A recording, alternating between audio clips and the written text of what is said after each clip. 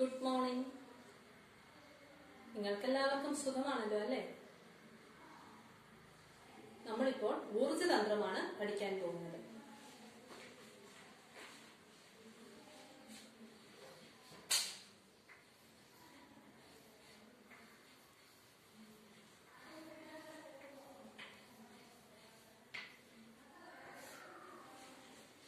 ഊർജ്ജതന്ത്രം പഠിക്കാൻ നിങ്ങൾക്കെല്ലാവർക്കും ഇഷ്ടമാണോ? അതെ. അപ്പോൾ കഴിഞ്ഞ ക്ലാസ്സിൽ എന്തൊക്കെയാണ് നമ്മൾ ഊർജ്ജതന്ത്രം പഠിച്ചതെന്ന് ഓർക്കുന്നുണ്ടോ? ഘർഷണബലത്തെ കുറിച്ച് പഠിച്ചു അല്ലെ? എന്താണ് ഘർഷണബലം? ഒരു വസ്തുവിന് മുകളിലൂടെ മറ്റൊരു വസ്തു നിരങ്ങി നീങ്ങുമ്പോൾ അതിന്റെ ചലനത്തെ തടസ്സപ്പെടുത്തുന്ന രീതിയിൽ അനുഭവപ്പെടുന്ന ബലമാണ് ഘർഷണബലം. ഇപ്പോൾ നമ്മൾ ഇന്ന് അതിന്റെ ബാക്കിയായിട്ട് വരുന്ന കുറച്ച് കാര്യങ്ങളാണ് പഠിക്കുന്നത്.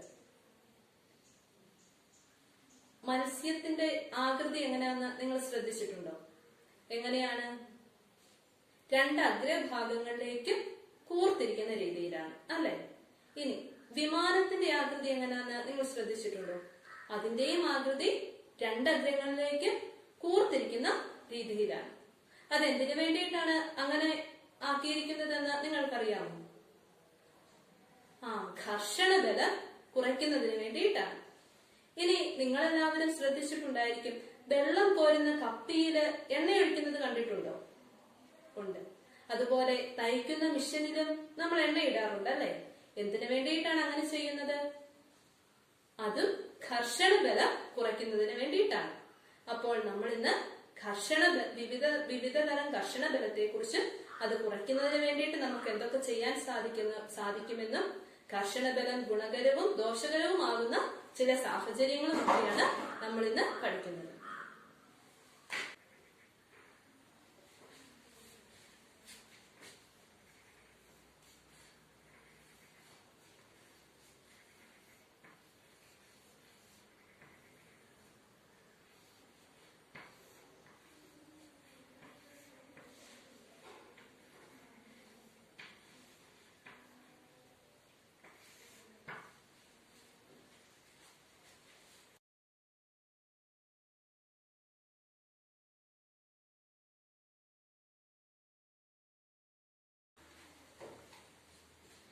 ഈ ചിത്രങ്ങളിൽ നിങ്ങൾ എന്താണ് കണ്ടത്? ഒരു തടിക്കഷണം കുറച്ചു പേർ ചേർന്ന് തള്ളി ഉരുട്ടി നീക്കുന്നതും അതുപോലെ തന്നെ വലിച്ച് നിരക്കി നീക്കാൻ ശ്രമിക്കുന്നതും കാണുന്നുണ്ട് അല്ലെ? ഇതിൽ നിന്ന് നിങ്ങൾക്ക് എന്താണ് മനസ്സിലാക്കാൻ സാധിച്ചത്? ഉരുട്ടി നീക്കുമ്പോഴും ഘർഷണബലം അനുഭവപ്പെടുന്നുണ്ട്, അതുപോലെ തന്നെ വലിച്ചു നീക്കുമ്പോഴും ഘർഷണബലം അനുഭവപ്പെടുന്നുണ്ടെന്ന് മനസ്സിലായി അല്ലെ? അപ്പോൾ രണ്ടു തരം ഘർഷണബലം ഉണ്ട്. ഉരുട്ടി നീക്കുമ്പോഴും ഉണ്ട്, അതുപോലെ തന്നെ വലിച്ച് നിരത്തി നീക്കുമ്പോഴും ഘർഷണബലം അനുഭവപ്പെടുന്നുണ്ട്. ഇങ്ങനെ ഒരു വസ്തുവിന് മുകളിലൂടെ മറ്റൊരു വസ്തു ഉരുട്ടി നീക്കുമ്പോൾ അനുഭവപ്പെടുന്ന ഘർഷണബലത്തെ ഉരുളൻ ഘർഷണം എന്നാണ് പറയുന്നത്. ഇനി ഒരു വസ്തുവിന് മുകളിലൂടെ മറ്റൊരു വസ്തു വലിച്ചു നീക്കുമ്പോൾ അനുഭവപ്പെടുന്ന അല്ലെങ്കിൽ നിരക്കി നീക്കുമ്പോൾ അനുഭവപ്പെടുന്ന ഘർഷണബലത്തെ നിരങ്ങൽ ഘർഷണം എന്നാണ് പറയുന്നത്. അപ്പോൾ ഉരുളൻ ഘർഷണവും നിരങ്ങൽ ഘർഷണവും എന്താണെന്ന് നിങ്ങൾക്ക് മനസ്സിലായില്ലേ?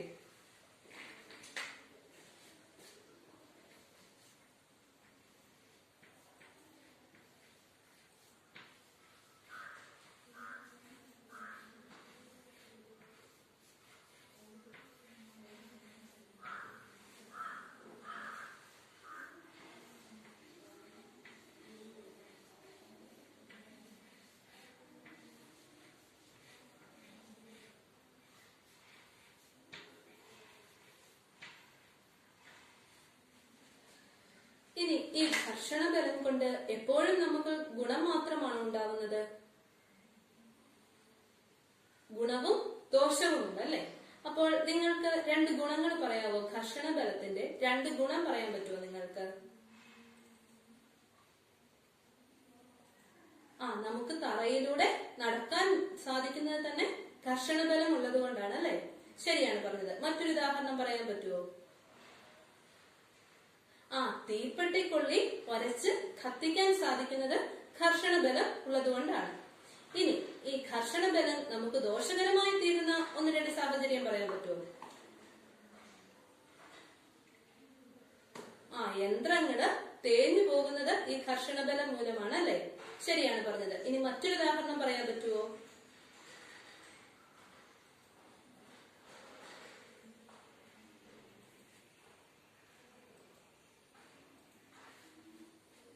എന്താണ്? ഇന്ധനം നഷ്ടപ്പെടുന്നു അല്ലെ?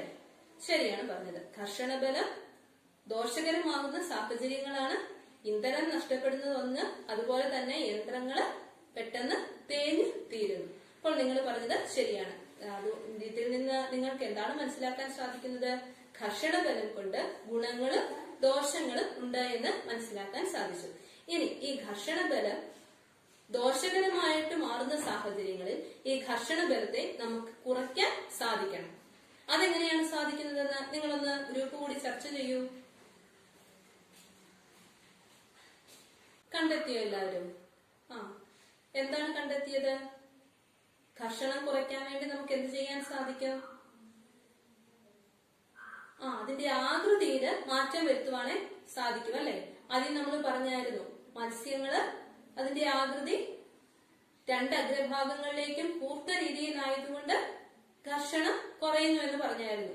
അപ്പോൾ ഇങ്ങനെ ആകൃതിയിൽ മാറ്റം വരുത്തുവാണെങ്കിൽ നമുക്ക് ഘർഷണബലം കുറയ്ക്കാനായിട്ട് സാധിക്കും.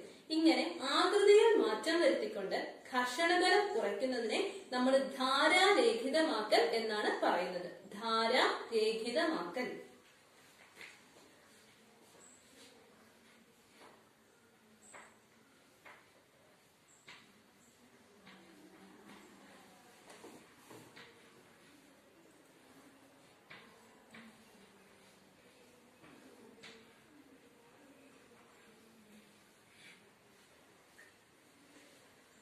ഇനി നമുക്ക് എങ്ങനെയാണ് ഘർഷണബലത്തെ കുറയ്ക്കാൻ സാധിക്കുന്നത്? നമ്മൾ മുമ്പേ കപ്പിയില് എണ്ണ ഒഴിക്കുന്ന ഉദാഹരണം നമ്മൾ കണ്ടായിരുന്നു അല്ലെ? അതുപോലെ തന്നെ മെഷീനില് നമ്മള് എണ്ണ ഉപയോഗിക്കും എന്ന് പറഞ്ഞായിരുന്നു. അതൊക്കെ എന്തിന് ഉദാഹരണങ്ങളാണ്?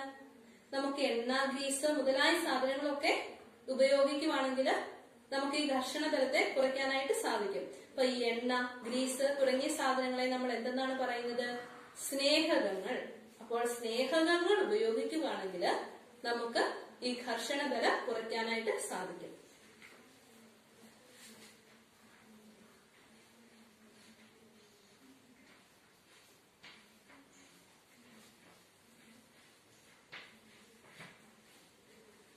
അപ്പോൾ ധാരാരഹിതമാക്കൽ വഴിയും അതുപോലെ തന്നെ സ്നേഹകങ്ങൾ ഉപയോഗിക്കുന്നത് വഴിയും നമുക്ക് ഘർഷണബലം കുറയ്ക്കാനായിട്ട് സാധിക്കും എന്ന് മനസ്സിലായി അല്ലെ?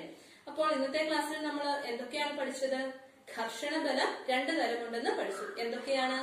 ഉരുളൽ ഘർഷണവും നിരങ്ങൽ ഘർഷണവും. ഇനി ഈ ഘർഷണബലം ഗുണകരമായിട്ടും ദോഷകരമായിട്ടും ബാധിക്കുന്നുണ്ടെന്ന് മനസ്സിലായി. ഇനി ദോഷകരമായിട്ട് ബാധിക്കുന്ന സാഹചര്യങ്ങളിൽ ഈ ഘർഷണബലത്തെ കുറയ്ക്കാൻ വേണ്ടി നമ്മൾ രണ്ട് കാര്യങ്ങൾ ചെയ്യുന്നുണ്ട്. അതെന്തൊക്കെയാണ്? ധാരാരഹിതമാക്കലും അതുപോലെ തന്നെ സ്നേഹകങ്ങൾ ഉപയോഗിക്കുന്നത്. അപ്പോൾ ഇന്നത്തെ ക്ലാസ്സിൽ നമ്മൾ പഠിച്ച എല്ലാ കാര്യങ്ങളും നിങ്ങൾക്ക് മനസ്സിലായല്ലോ അല്ലെ? അപ്പോൾ നിങ്ങൾ സയൻസ് ഡയറി എടുത്ത് ഒരു ചോദ്യം എഴുതിയെടുക്കുക. നിത്യജീവിതത്തിൽ ഘർഷണബലം ഗുണകരമാകുന്ന സാഹചര്യങ്ങളും ദോഷകരമാകുന്ന സാഹചര്യങ്ങളും കണ്ടെത്തി എഴുതുക. നിത്യജീവിതത്തിൽ ഘർഷണബലം ഗുണകരമാകുന്ന സാഹചര്യങ്ങളും ദോഷകരമാകുന്ന സാഹചര്യങ്ങളും കണ്ടെത്തി എഴുതുക.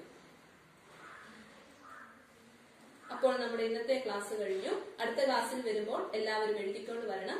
Thank you.